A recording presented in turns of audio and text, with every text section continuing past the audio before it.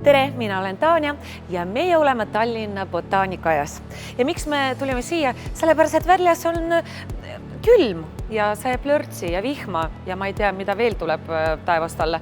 Aga siin on soe, siin on palmid.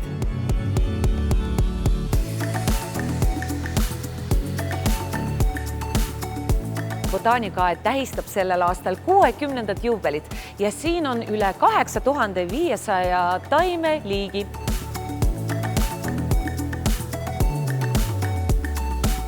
Siin on olemas lausa üks kookospalm.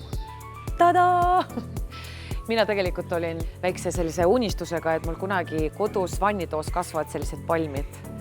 Ja tegelikult on võiksid maja kõrval ka kasvada. Mul ei ole maja veel ja mul ei ole palme ja ma sügavalt kahtlen, et nad Eestis hakkavad mul kasvama.